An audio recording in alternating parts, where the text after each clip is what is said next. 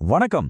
Pastor Navaneethan அவங்களோட போதனையை அடிப்படையா வச்சு நாம பார்க்க போற இந்த ஆழமான அலசலுக்கு உங்க எல்லாரையும் ரொம்ப உற்சாகமா வரவேற்கிறேன். இன்னைக்கு நாம ஒரு பிரம்மாண்டமான ஆன்மீக பயணத்தை ஆரம்பிக்க போறோம். நம்மளோட அதிகார நிலை பத்தினா ஒரு ஆழமான ஆய்வு இது. எப்படி நம்ம ஒரு புதிய இடத்திற்கு உயர்த்தப்பட்டிருக்கோம் அப்படிங்கறத இந்த அலசல் நமக்கு தெளிவா காட்ட போகுது. எந்த ஒரு சுத்துலஞ்சலும் இல்லாம நேரா விஷயத்துக்குள்ள போயிடலாமா? முதல்ல உங்களை நீங்களே ஒரு கேள்வி கேட்டுக்கோங்க. இன்னைக்கு உங்க சொந்த பழத்தை வச்சு நீங்க தினசரி போராடிட்டு இருக்கீங்களா, இல்லனா தேவன் உங்களுக்கு ஏற்கனவே கொடுத்திருக்கிற அதிகாரத்துல முழுமையா இளைப்பாறிட்டு இருக்கீங்களா? மனித போராட்டங்கள்ல இருந்து தெய்வீக அதிகாரத்துக்கு நாம எப்படி மாறணுங்கிறதா இந்த போதனையோட ஆணிவேரே. சரி, இப்போ விஷயத்துக்குள்ள ஆழமா இறங்குவோம். கிறிஸ்துவின் உன்னத பரலோக சிங்காசனம், இத பத்தி தான் முதல்ல பார்க்க போறோம். இந்த பயணத்தை நாம எங்கிருந்து ஆரம்பிக்க போறோம் தெரியுமா? உன்னதங்கள்ல இருக்கிற அந்த மிக உயர்ந்த இடத்துல இருந்துதான். பிதாவாகிய தேவன் இயேசு கிறிஸ்துவுக்கு கொடுத்த அந்த முழுமையான அதிகாரத்தோட உச்சநிலை அது. எபேசியர் 1:20-21 வரைக்கும் உள்ள வசனங்களை கவனிச்சு பாருங்க. அவரை உன்னதங்களில் தம்முடைய வரது பார்சத்தில் உட்காரும்படி செய்து எல்லா துரைத்தனத்துக்கும் அதிகாரத்துக்கும் வல்லமைக்கும் கர்த்தத்துவத்துக்கும் மேலாய் அவரை உயர்த்தினார். தேவன் கிறிஸ்துவை மரித்தோரிலிருந்து எழுப்பி எல்லா வல்லமைகளுக்கும் மேலாக தம்முடைய வலது பக்கத்துல உட்கார வச்சிருக்காரு. கிறிஸ்து ஏதோ ஒரு சாதாரண இடத்துல இல்லைங்க, அவர் சகல அதிகாரங்களுக்கும் மேலாக சிங்காசனத்துல வீற்றிருக்கிறார். இது எவ்வளோ பெரிய விஷயம்னு யோசிச்சு பாருங்க. ஓகே, கிறிஸ்து இப்போ அந்த உயர்ந்த இடத்துல இருக்காரு. ஆனா நாமும் இப்போ எங்க இருக்கோம்? நாம் ஒன்றாக இருக்கும் தற்போதைய நிலை என்னங்கிறதை இப்போ பார்ப்போம். இது உண்மையிலே ஒரு அற்புதமான ஒப்பீடுங்க. ஒரு பக்கம் நாம பாவத்தால மரித்துப்போன நிலையில இருந்த அந்த பழைய காலம், ஆனா இன்னொரு பக்கம் தேவன் தம்முடைய கிருபையினால நம்மள கிறிஸ்துவோட எழுப்பி அவருடன் அமரச் செய்திருக்கிற அந்த தற்போதைய நிலை. ஆவிக்குரிய ரீதியில நாம எப்படி உயர்த்தப்பட்டிருக்கணும், இது ரொம்ப தெளிவா காட்டுது இல்லையா? இது நம்ம வாழ்க்கையில நடந்த ஒரு வியக்கத்தக்க மாற்றம்.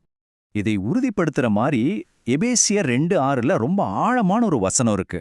கிறிஸ்து இயேசுவுக்குள் நம்மை அவரோடு கூட எழுப்பி உன்னதங்களிலே அவரோடு கூட உட்காரவும் செய்தார். இங்க நீங்க ரொம்ப முக்கியமா கவனிக்க வேண்டிய வார்த்தை என்ன தெரியுமா? அந்த கூட அப்படிங்கிற வார்த்தை தான். விசுவாசிகள் வெறும் காப்பாற்றப்பட்டவர்கள் மட்டும் கிடையாதுங்க, அவங்க இயேசுவோடு கூட உன்னதங்கள்ல உட்கார வைக்கப்பட்டிருக்காங்க. நீங்க தனியாள் கிடையாது. அந்த அதிகாரத்தோட சிங்காசனத்தை நீங்க கிறிஸ்துவோடு பகிர்ந்து கொள்கிறீர்கள். இது ஒரு மிகப்பெரிய பாக்கியம். சோ இங்க ஃபாஸ்டர் நவநீதன் அவங்க சொல்ற ஒரு மிக முக்கியமான விஷயம் என்னன்னா, இந்த அதிகாரம் ஏதோ எதிர்காலத்துல, அதாவது நம்ம பரலோகத்துக்கு போன பிறகு கிடைக்க போற ஒண்ணு கிடையாது. இது இப்போதே, ஆமாங்க, இந்த நொடியிலேயே ஒரு விசுவாசிக்கு இருக்கிற அதிகாரம். உங்களுக்கு கொடுக்கப்பட்டிருக்கிற சிங்காசனம் வெறும் வாக்குறுதி இல்ல, அது உங்களுடைய தற்போதைய உரிமை. சரி, நாம கிறிஸ்துவோட சிங்காசனத்துல அமர்ந்திருக்கோம்னு பார்த்துட்டோம். அப்போ நமக்கு கீழே என்ன இருக்கு? அடுத்ததா சகல அதிகாரங்களும் பாதங்களுக்கு கீழே அப்படிங்கிற பகுதியை நோக்கி நகருவோம். மேல இருந்து கீழே பார்க்கும்போது அந்த சிங்காசனத்துக்கு அடியில என்ன இருக்குன்னு நாம புரிஞ்சுக்கணும். தேவன் எல்லாவற்றையும் இயேசு கிறிஸ்துவோட பாதங்களுக்கு கீழே வச்சிட்டாரு. நாம அவரோட அதே சிங்காசனத்தை பகிர்ந்துக்கிறதுனால அந்த பிசாசுகள், வல்லமைகள், வியாதிகள், வறுமை, இது எல்லாமே விசுவாசிகளாகிய நம்முடைய பாதங்களுக்கும் கீழேயே நசுக்கப்பட்டிருக்கு. இது சாதாரண விஷயம் இல்லைங்க, ஒரு மகத்தான அதிகார நிலை. நீங்க எல்லாத்துக்கும் மேலாக உன்னதத்துல அமர்ந்திருக்கீங்க. இனி எந்த வியாதியோ வறுமையோ உங்கள ஆள முடியாது. இதுவரைக்கும் நம்மளுடைய வெளிப்படையான அதிகார நிலைய பத்தி பேசணும். இப்போ கொஞ்சம் உள்நோக்கி பார்ப்போம். தேவனின் உண்மையான இளைப்பாறுதலில் பிரவேசித்தல். மூலப்போதனை அடிப்படையா வச்சு இந்த இளைப்பாறுதல் அப்படிங்கிற வார்த்தைக்கு நாம ஒரு புது விளக்கம் கொடுக்கணும். இது வெறும் உடலளவுல தூங்குற ஓய்வு கிடையாது. உங்களுக்கு அந்த அதிகாரம் ஏற்கனவே கொடுக்கப்பட்டுருச்சு அப்படிங்கிறத முழுமையா உணர்ந்து உங்க சொந்த போராட்டங்களை, கவலைகளை எல்லாம் நிறுத்திட்டு தேவன் செய்து முடித்த கிரியைகள்ல முழுமையா விசுவாசிக்கிறது தான் உண்மையான இளைப்பாறுதல். அந்த வீண் போராட்டத்தை நிறுத்துறது தாங்க உண்மையான ரெஸ்ட். இங்க ஒரு சிறப்பான ஒப்பீடு இருக்கு பாருங்க. எபிரேயர் 4:10 என்ன சொல்லுதுன்னா, ஏனெனில் அவருடைய இளைப்பாறுதலில் பிரவேசித்தவன் தேவன் தம்முடைய கிரியைகளை முடித்து ஓய்ந்தது போல தானும் தன் கிரியைகளை முடித்து ஓய்ந்திருப்பான்.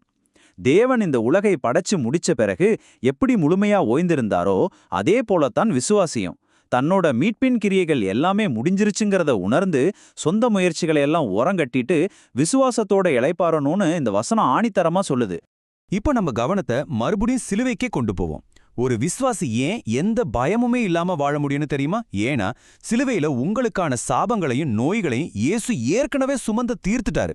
அவர் எல்லா சுமையும் ஏத்துக்கிட்டதுனால நாம இனி அந்த பாரங்களை சுமக்க வேண்டிய அவசியமே இல்லை. அந்த முற்றுப்பெற்ற சிலுவையின் தியாகம் மட்டும்தான் நீங்க பூரண இளைப்பாறுதலுக்குள்ள நுழைவதற்கான ஒரே வழி.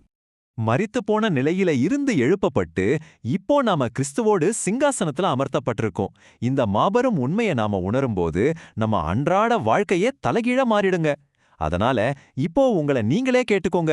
சகல அதிகாரங்களும் ஏற்கனவே உங்க பாதங்களுக்கு கீழே இருக்குன்னா இன்னைக்கு எந்த பயத்தை நீங்க தூக்கி எறிய போறீங்க? எந்த கவலைய உங்க வாழ்க்கையிலிருந்து முழுமையா வெளியேற்ற போறீங்க?